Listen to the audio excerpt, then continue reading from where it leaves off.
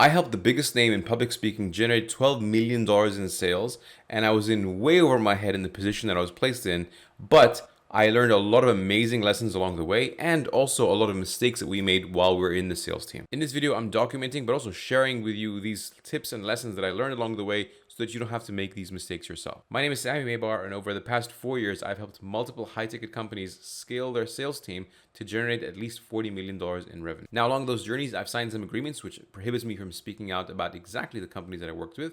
The other ones, I'll publicly say the names out loud. The first thing I want to mention is that there is no such thing as too many leads. Now, this specific speaker is very well known and has a lot of presence online, but every time he would launch an event and he would prepare for a big launch, like I think it was like a 3-day event that we used to do, they would spend 3 months running ads. And after those 3 months of running ads, they would generate a great amount of leads through that. They would also do a bunch of JV partnerships with other people. And then when they would launch, they would have at least 1 million new leads.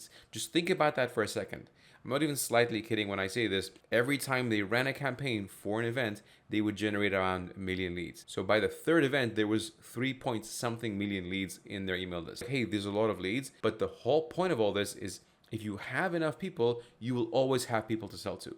So a lot of people, they worry about, hey, let's go ahead and hammer our old leads, and they end up drying that list very, very fast, and they just tell their sales reps, go back to the same old lead. I agree with going back through the follow-up, and I agree with getting to the point where you reach back out to old leads who you probably, or your sales reps have probably forgotten about. But in this case, when you have that many leads, there really is no shortage of the pound of people who you can speak to. For sure, granted, out of 1 million leads, is every single person in that list a high quality lead who's going to convert? Absolutely not. But there is something for everyone. And the whole point of doing this is if you have those leads, not only can you feed the sales team, you never have to worry about it again. The second great lesson that I learned is that nurturing pre-call is king. Now, of course, this person had a name in the space, but the amount of videos, the amount of warm-up, the amount of touch points that anyone received when they opted in got them to the point that they were so warmed up, brought into that world, so that when they got onto the sales call, it was a lot much of an easier transition. And the sales rep really just had to make the person feel good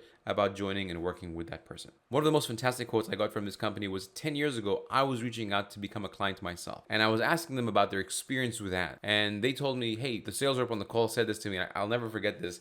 He said, you're confusing advertising with marketing. I'm like, what do you mean? And they're like, well, advertising means you're running ads for a week, a month, a year, but as soon as you take your button off, you just turn off the ads, nobody hears about you again. Marketing is the books you see on the shelves, the videos that you see online, the cassette tapes, old tapes from the speaker, all the stuff that's being positioned over and over and over again. That's marketing over the years so that when you get to someone's call, you already bought in. So that person has been marketing to you for years. That's why you're on this call, not because of an ad you saw. The ad just re-sparked your thought process, and it really helped me see the huge difference between advertising and marketing. And I get it, the terms are the same, but in general, ads can be turned off. Marketing is something that you don't stop doing. If you continuously have a way for people to engage with you and consume your content, you are going to stay top of mind for good. The next great lesson was that culture matters. And when we're in the sales team, you want to notice that a lot of people come into sales team and they get run hard, and they're like, hey, why aren't you hitting your KPIs? Why aren't you hitting your numbers? And while that's important, building a good culture, an ecosystem where people want to stick around and be part of is very important. And if you don't build that, if you're building a sales team that lacks that is just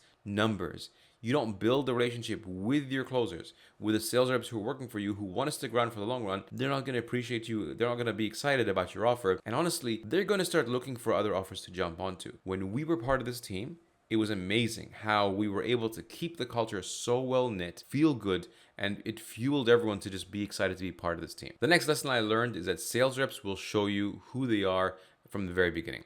So the hungry ones will go out there and they will be power dialing, they'll be reaching out to people, they'll be following up their leads, they'll be showing up on time, they'll make sure they're consistently hitting their goals because they have big goals for themselves. The ones that do the bare minimum and drop the ball all the time, they sadly don't change. A lot of times that's very, very hard to get someone to change unless you have a sit down with them and try to have a good talk with them. But if you see that happen time and time again as a habit, and you've had a few sit downs with them, that person has showed you who they are. In this case, it's a very, very good example of hiring fast, but also firing fast. You don't want to put up with a person, a sales rep in this case, who's costing you money because this person is going through the leads, not taking care of them in the right way, not following up with them, and if you don't have an eyeball on them, you stand to lose a lot of money. Which brings me to my final point, and that is that there needs to be an SOP for everything.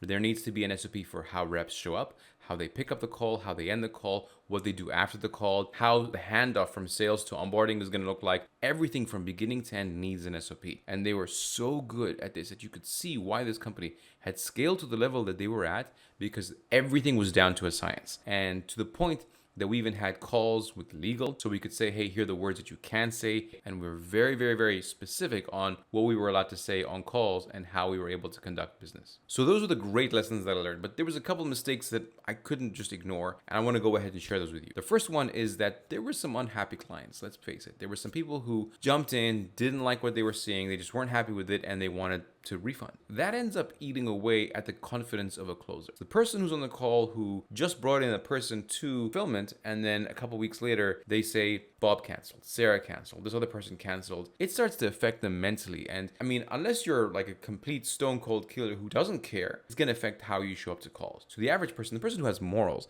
is going to show up and say, I don't know if I can continue selling this. And so the sales reps usually go up and they come straight back down. And sadly, there was a lot of churn in sales reps because of this exact same process. And it also leads into the next problem, is that because there was churn, we tried to scale too fast. We ended up going from a 5-person team to a 14-person team within like 2-3 months, if my memory serves correctly. And while I understand the point of doing that, you also want to make sure that you're feeding 5 people very well rather than feeding 14 people, okay. In this case, 14 people, and quite a lot of them were kind of hungry. So you need to make sure that if you're doing this right, I would rather you have a 2 or 3-person sales team and they are your core closer. They're there from beginning to end, they're grinding hard, they're with you to the end because they're making top dollar. And if you keep them fed and satisfied, not only will they not leave, but they will also produce extra because they want to be there, because they know their earning potential will not be matched when they go somewhere else. Because they know if they go somewhere else, they may be 1 of 14 versus 1 of 3. So those are the great things I saw along the way, the lessons I learned, but also some of the mistakes that I want to do better for next time and just keep in the back of my mind. So if you're watching this and you are the manager of a sales team, or you own a company and you have a sales team, or even if you're just a person who's looking to just get better at leadership in general, I want to go ahead and give you a copy of my book called Building a Pro Sales Team. Now, I wrote this book because I saw a lot of companies that throughout my experience were stuck at the good money ceiling, and they didn't know how to break through that to get to the great money ceiling, so they could really get to the next level. And the good money ceiling to me is roughly around $100,000 a month, where things are ticking along well, it's decent, you have a good team, you're paying bills, but you're not able to make moves to really change things. So I wrote the 11 rules that completely help you break through that good money ceiling to get you to that next level. Things like making sure you do the right things on company calls, how to get your sales team to be more motivated and excited, really how to step up the script level and follow-up systems, and certain things to keep your clients excited to stick around with you for the long term, because people don't realize that is a sales process. So go ahead and click the link below, or go to samimeibar.com/book and go ahead and grab yourself a copy of this for free today.